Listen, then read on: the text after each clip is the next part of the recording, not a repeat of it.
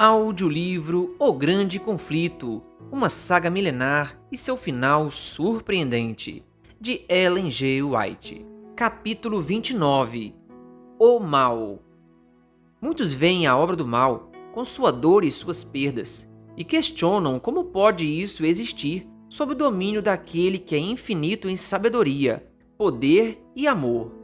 Quem é propenso a duvidar logo usa isso como desculpa para rejeitar as palavras da Bíblia. A tradição e as interpretações errôneas obscurecem o ensino bíblico em relação ao caráter de Deus, à natureza de seu governo e aos princípios de como ele lida com o pecado. É impossível explicar a origem do pecado de maneira a dar um motivo de sua existência. No entanto, temos condições de entender o suficiente sobre o início do pecado e sobre seu fim definitivo para demonstrar com toda clareza a justiça e a bondade de Deus. O Senhor de maneira nenhuma foi responsável pelo pecado. Ele não removeu sua graça divina. Nem havia nada em falta no governo divino que desse motivo para a rebelião. O pecado é um intruso, cuja presença ninguém é capaz de explicar. Dar desculpas para sua existência é o mesmo que defendê-lo. Se conseguimos encontrar uma desculpa para ele, deixa de ser pecado. O pecado é a expressão de um princípio que está em guerra com a lei do amor, a qual consiste na base do governo divino. Antes do início do pecado, havia paz e alegria por toda parte no universo. O amor a Deus era supremo e o amor de uns para com os outros altruísta. Cristo, o unigênito de Deus, era um com o Pai eterno em natureza, caráter e propósito. O único ser capaz de entrar em todos os conselhos e planos de Deus. Nele foram criadas todas as coisas nos céus, sejam tronos ou soberanias, poderes ou autoridades. Colossenses 1, versículo 16. Como a lei do amor é a base do governo de Deus, a felicidade de todos os seres criados depende de sua harmonia voluntária com esses princípios de justiça. O Senhor não sente prazer na lealdade forçada e concede a todos liberdade de escolha para que possam optar por servi-lo de maneira voluntária. Entretanto, um dos seres criados de Deus escolheu fazer mau uso dessa liberdade. O pecado surgiu com um anjo, que ao lado de Cristo tinha sido o ser a quem Deus mais havia honrado. Antes da queda, Lúcifer era o chefe dos querubins guardiões, santo e puro. Filho do homem, erga um lamento a respeito do rei de Tiro e diga-lhe: assim diz o soberano, o Senhor, você era o modelo da perfeição, cheio de sabedoria e de perfeita beleza. Você estava no Éden, no jardim de Deus. Todas as pedras preciosas o enfeitavam. Você foi ungido como um querubim guardião, pois para isso eu o designei.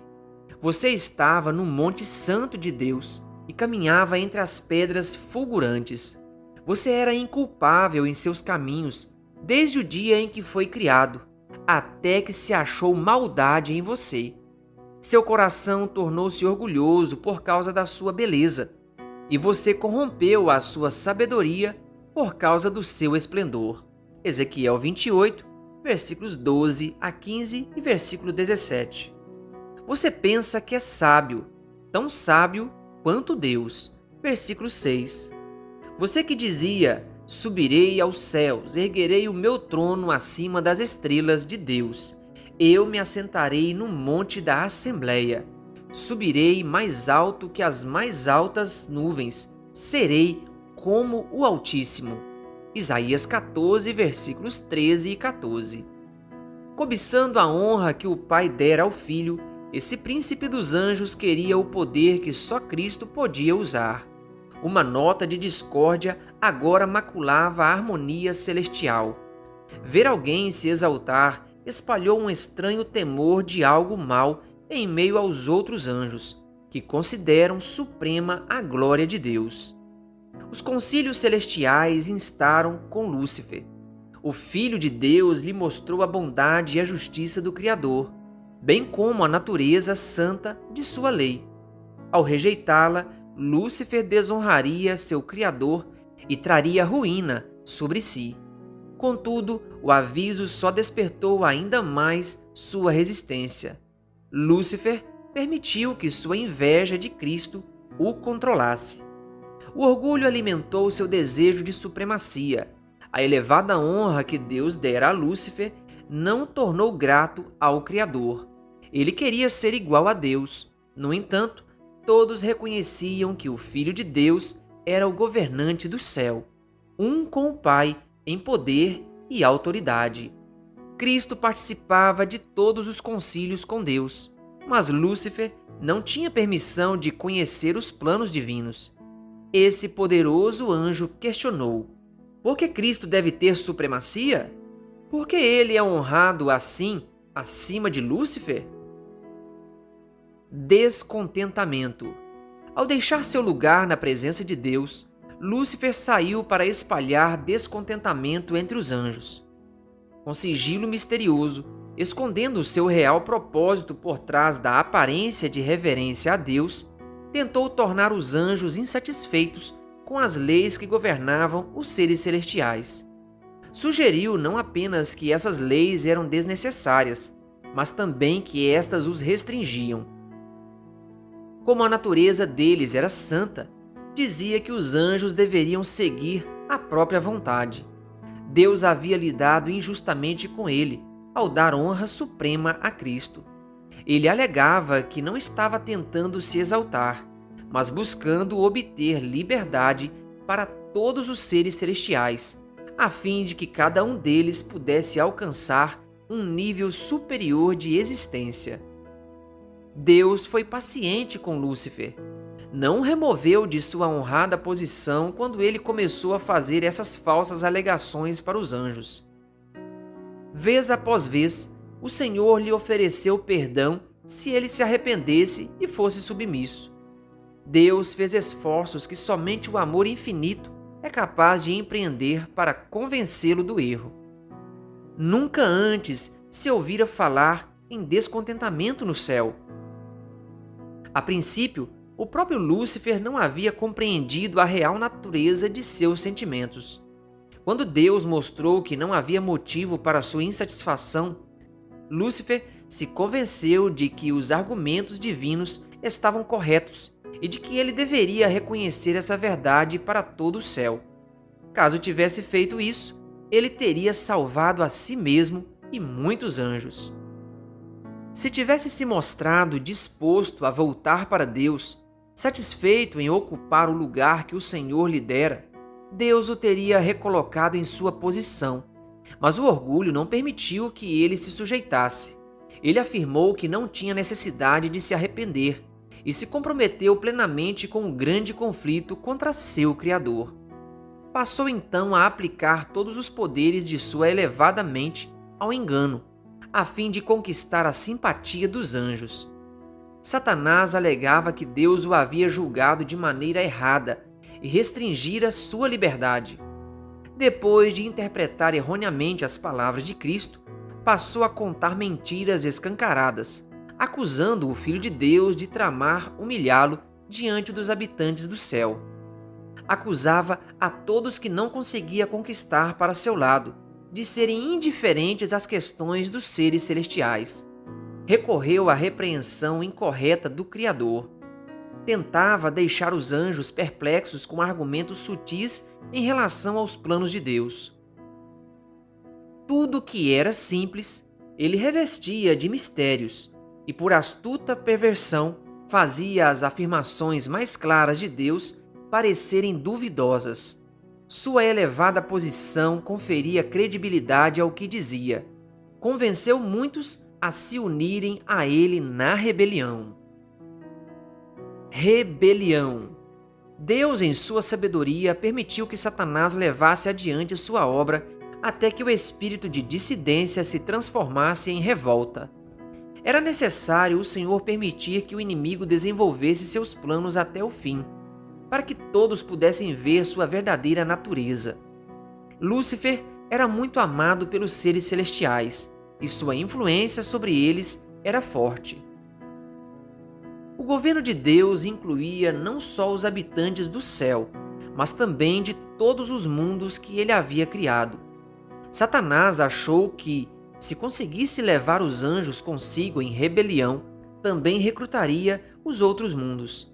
Recorrendo a argumentos falsos e fraudes, grande foi seu poder de enganar. Até mesmo os anjos leais não conseguiam discernir plenamente seu caráter, nem ver para onde sua obra estava conduzindo. Afinal, Lúcifer havia recebido tantas honras elevadas e revestia todos os seus atos de tanto mistério que era difícil mostrar aos anjos a verdadeira natureza de sua obra. O pecado não parecia ser tão mau até se desenvolver por completo. Os seres santos não seriam capazes de reconhecer quais seriam as consequências de deixar a lei de Deus de lado. A princípio, Satanás alegou estar promovendo a honra de Deus e o bem de todos os habitantes do céu. Em sua resposta ao pecado, Deus só podia usar a justiça e a verdade. Satanás podia lançar mão de tudo aquilo que o Senhor não faria: bajulação e engano.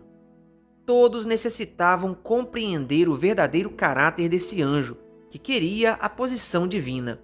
Ele deveria ter tempo para se revelar por meio de suas obras más.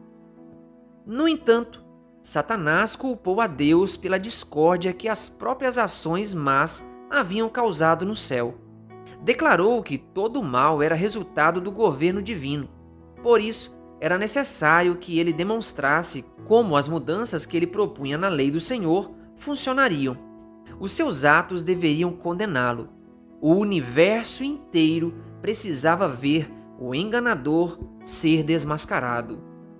Mesmo depois de decidir que Satanás não podia mais permanecer no céu, a sabedoria infinita não o destruiu. A lealdade das criaturas de Deus deveria repousar na convicção de que ele é justo e íntegro. Os habitantes do céu e dos outros mundos não estavam preparados para compreender as consequências do pecado. Por isso, não conseguiriam reconhecer a justiça e a misericórdia de Deus caso ele houvesse destruído Satanás naquele momento. Se o Senhor apagasse a existência do inimigo de imediato, eles passariam a servi-lo por medo, não por amor.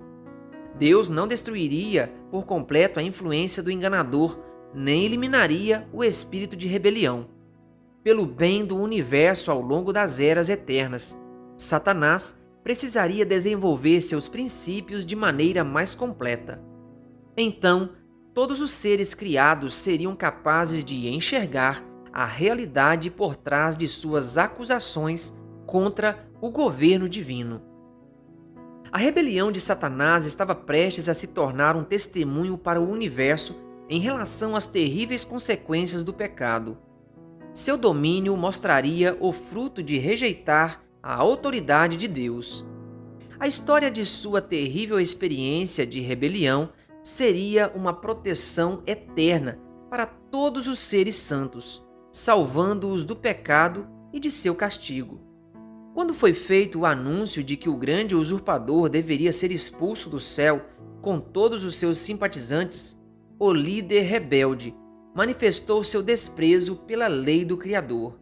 Denunciou que os estatutos divinos eram uma restrição à liberdade e declarou sua intenção de abolir toda a lei. Alegava que, libertos dessa limitação, os habitantes do céu conseguiriam alcançar uma condição mais elevada de existência. Expulsão. Satanás e seus seguidores culparam a Cristo por sua rebelião. Disseram que, se não tivessem sido repreendidos, nunca teriam se rebelado.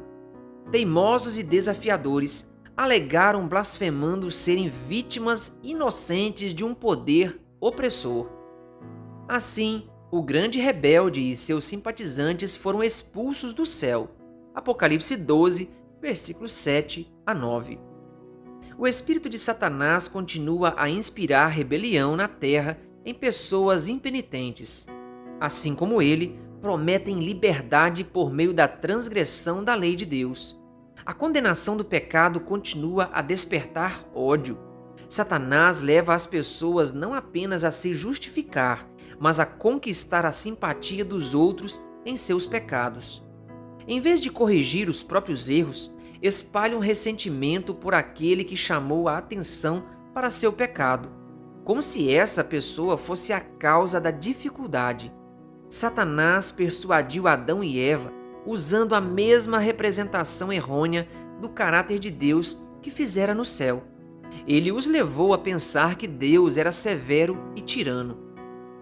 Então, alegou que as restrições injustas do Senhor haviam levado à queda de nossos primeiros pais, após eles caírem em sua rebelião. Ao expulsar Satanás do céu, Deus declarou sua justiça e honra. Mas, quando a humanidade pecou, ele deu evidências de seu amor ao oferecer seu filho para morrer pela humanidade decaída. A expiação nos revela o caráter de Deus. O poderoso argumento da cruz demonstra que o pecado não foi, de maneira nenhuma, uma falha do governo divino. Durante o ministério terreno do Salvador, o caráter do grande enganador foi desmascarado. A ousada blasfêmia contida na exigência de que Cristo o adorasse, a intenção maligna e incessante que perseguia Jesus por todos os lugares, inspirando o coração dos sacerdotes a rejeitar seu amor e a bradar: "Crucifica-o, crucifica-o". Tudo isso despertou a perplexidade e indignação do universo. O príncipe do mal exerceu todo o seu poder e suas astutas habilidades para destruir Jesus. Satanás usou os seres humanos como agentes seus para encher a vida do Salvador de sofrimento e tristeza. E no Calvário, o fogo reprimido da inveja e do despeito, do ódio e da vingança desceu sobre o Filho de Deus. Finalmente, a culpa de Satanás aparecia com clareza e sem desculpa. Ele havia revelado seu verdadeiro caráter. As acusações mentirosas que tinha feito contra o caráter de Deus apareceram em sua verdadeira luz. Ele havia acusado o Senhor de procurar se exaltar ao exigir obediência de suas criaturas. Alegara que, ao passo que exigia negação do eu de todos os outros, ele próprio nunca se negava, nem fazia sacrifício algum.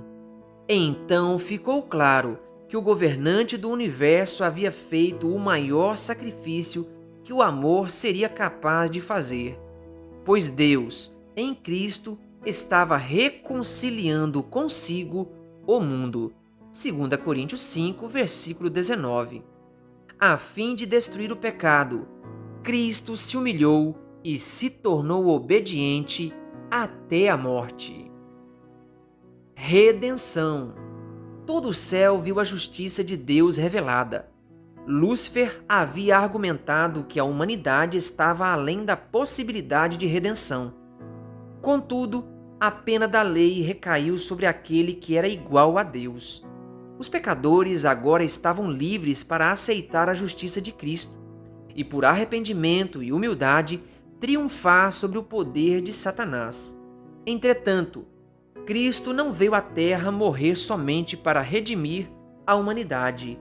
Veio demonstrar para todos os mundos que a lei de Deus é imutável. A morte de Cristo prova que a lei é permanente e demonstra que justiça e misericórdia são o fundamento do governo de Deus. No juízo final, ficará claro que não existe nenhuma causa para o pecado. Quando o juiz de toda a terra perguntar a Satanás: "Por que você se rebelou contra mim?", o originador do mal não terá desculpa para oferecer. O clamor de morte do Salvador: "Está consumado", tocou o sino da morte para Satanás. O grande conflito tão antigo foi então decidido. A erradicação final do mal se tornou garantida.